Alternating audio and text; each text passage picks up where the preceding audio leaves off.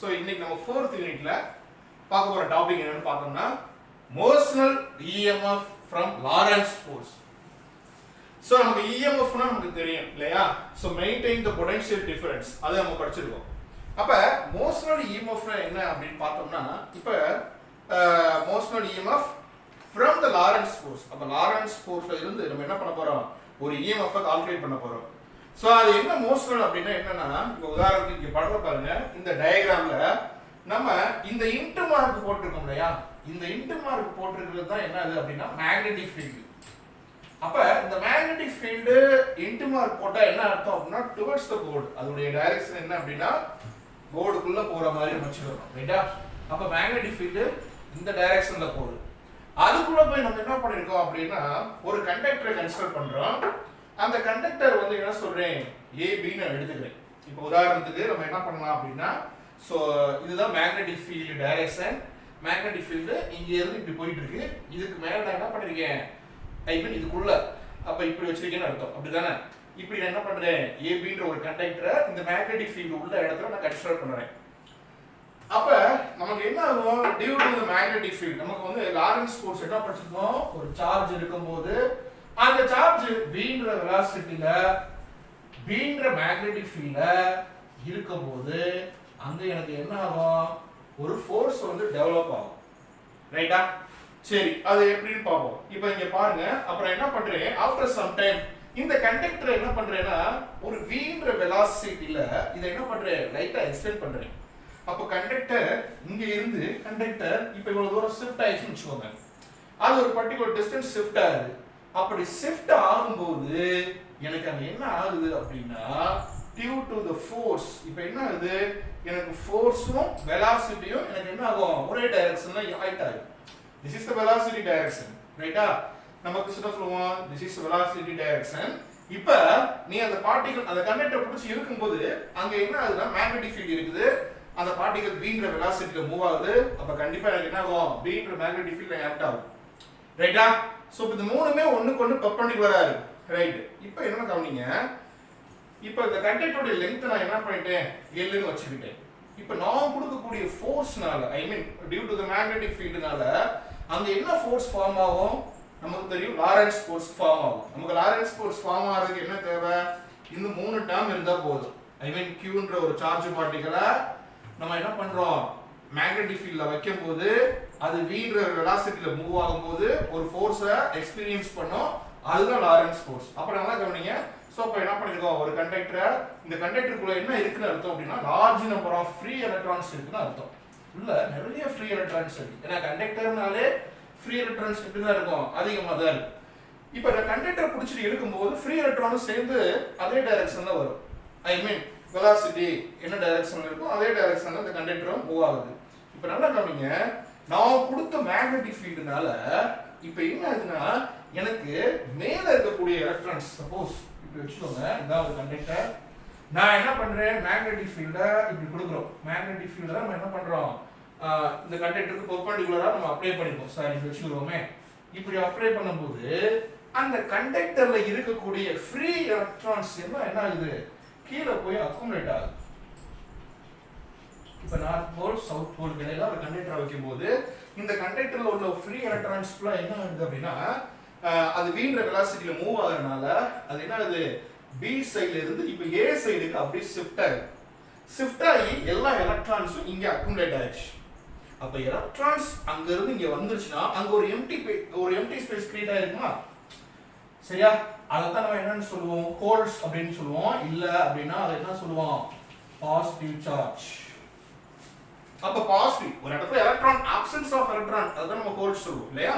அப்ப எலக்ட்ரான்ஸ் இங்க எவ்வளவு எலக்ட்ரான் கீழே வந்துச்சோ அதுக்கு equal amount of positive charge வந்து மேல கிரியேட் ஆயிடும்.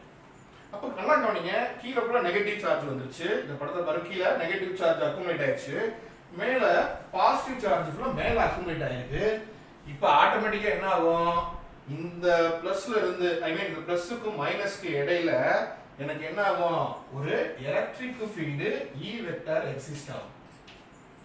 அப்ப நல்லா கவனிங்க, நம்ம அந்த சார்ஜ் பார்ட்டிகல்ல நம்ம மேக்னெட்டிக் ஃபீல்ட்ல வைக்கும்போது ஒரு லாரன்ஸ் ஃபோர்ஸ் ஆட் பண்ணி அந்த சார்ஜ் பார்ட்டிகுலர் ஐ மீன் அந்த கண்டக்டர்ல உள்ள சார்ஜ் பார்ட்டிகுலர் ஃபுல்லா என்ன பண்ணுது டவுன்வர்ட்ஸ்ல மூவ் பண்ணுது இந்த மேக்னெட்டிக் ஃபீல்ட் என்ன பண்ணுது அதை அப்வர்ட் கொண்டு போகுது அப்ப உதாரணத்துக்கு லாரன்ஸ் ஃபோர்ஸ் வந்து ஒரு 3 எலக்ட்ரான் கீழே கொண்டு வந்துச்சுன்னா அட் தி சேம் டைம் அது வந்து என்ன பண்ணும் இது 3 எலக்ட்ரான் மேல கொண்டு போகும் ஐ மீன் அட் ஈக்குவலிபிரியம்ல ரெண்டு ஃபோர்ஸ்மே இங்க ஈக்குவலா இருக்கு அப்ப நமக்கு தெரிஞ்ச லாரன்ஸ் ஃபோர்ஸ் ஃபார்முலா எழுதுமா இங்க நம்ம எலக்ட்ரானை மையமா வச்சு சொல்றதுனால -e * v vector cross v vector so நம்ம படத்தை பார்த்துட்டு வெலாசிட்டியும் மேக்னெட்டிக் ஃபீல்ட் எப்படி தான் இருக்கு பெர்பெண்டிகுலரா தான் இருக்கு சோ சிமிலர்லி நம்ம கூலும் ஃபோர்ஸை எப்படி சொல்லிக்கலாம் கூலும் ஃபோர்ஸ்னா என்ன அர்த்தம் -e * e வெக்டர் இது நம்ம ஏற்கனவே படிச்சிருக்கோம் இல்லையா ஒரு எலக்ட்ரான் மீதுக்கு நம்ம எலக்ட்ரிக்கல் ஃபீல்ட் கொடுக்கும்போது அது ஒரு பர்టిక్యులர் டைரக்ஷன் மூவ் ஆகும் அத நம்ம என்ன சொல்லுவோம் coulomb force E = F / Q ன்னு படிச்சிருப்போம் ஞாபகப்படுத்தி பாருங்க நம்ம படிச்சிருப்போம் இல்லையா E = electrical field F / Q அப்ப F வேணும்னா Q * E இங்க Q க்கு பதிலா ஒரு எலக்ட்ரான் நான் அஸ்யூம் பண்ணிக்கிறேன் -e இப்போ இத நம்ம ஸ்கேலார் ஐ மீன் இதுல சொன்னோம்னு சொல்லுங்களேன் இந்த ரெண்டு ஃபோர்ஸ்மே ஈக்குவல் தான் ஐ மீன் ஒருத்தர் வந்து கீழ வந்து என்ன பண்ணுது மேக்னெட்டிக் ஃபோர்ஸ் வந்து கீழ அக்குமுலேட் ஆகுது அப்ப மேல பாசிட்டிவ் கீழ நெகட்டிவ் அப்ப கீழ இருந்து மேல என்ன ஆகும் எனக்கு எலக்ட்ரிக்கல் ஃபீல்ட் கிரியேட் ஆகும் ஐ மீன் எலக்ட்ரிக் ஃபீல்ட்னால அங்க எலக்ட்ரிக் ஃபோர்ஸ் அப்ப எலக்ட்ரிக் ஃபோர்ஸும் மேக்னெட்டிக் ஃபோர்ஸும் ஈக்குவல் அப்படின்னு சொல்லலாம் அப்ப இது ரெண்டையுமே நான் என்ன பண்ண போறேன் ஈக்குவல் பண்ண போறேன் அப்படி ஈக்குவல் பண்ணும்போது நான் என்ன பண்றேன்னா ரெண்டையுமே நான் வந்து இதுல எழுதுறேன்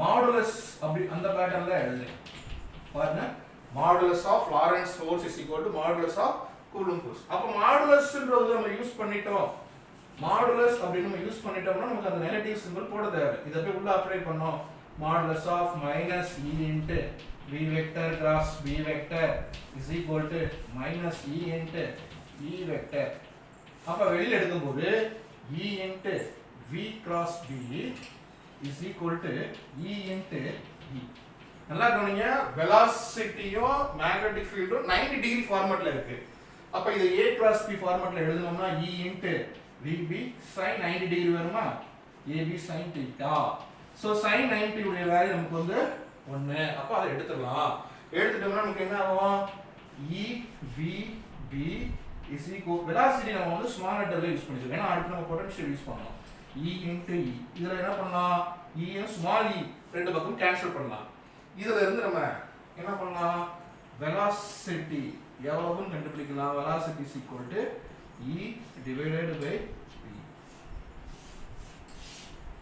இல்ல electrical field is equal to V * V இது ஓகே தான் ரெண்டும் ஒண்ணு தான் இப்போ நம்ம velocity கண்டுபிடிச்சிருக்கோம் ரைட்டா B = E divided by P இப்போ இந்த ரெண்டு கண்டக்டருக்கு இடையில எவ்வளவு பொட்டன்ஷியல் டிஃபரன்ஸ் இருக்குது அப்ப நம்ம கால்குலேட் பண்ணோம் potential difference between the ends of the conductor or rod அப்ப பொட்டன்ஷியல் டிஃபரன்ஸ் நம்ம என்ன சொல்லலாம் எலக்ட்ரிக்கல் ஃபீல்ட் நம்ம என்ன படிச்சிருக்கோம் வோல்ட் பெர் லெந்த் அப்ப வோல்டேஜ் வேணும்னா ஐ மீன் பொட்டன்ஷியல் டிஃபரன்ஸ் வேணும்னா எலக்ட்ரிக் ஃபீல்ட் இன்டு லெந்த் ரைட்டா அப்ப நம்ம ஏற்கனவே எலக்ட்ரிக் ஃபீல்ட் ஒரு கண்டுபிடிச்சிருக்கோம் என்ன கண்டுபிடிச்சிருக்கோம் மேக்னெட்டிக் ஃபீல்ட் B * B அப்ப என்ன சொல்லலாம் BLV பாருங்க இங்க ரெண்டு V வருது கேபிட்டல் V போட்டீங்கன்னா பொட்டன்ஷியல் டிஃபரன்ஸ் வெச்சுக்கோங்க ஸ்மால் v போட்டீங்கன்னா velocity சோ இதெல்லாம் என்ன அப்படினா potential difference between the ends of the rod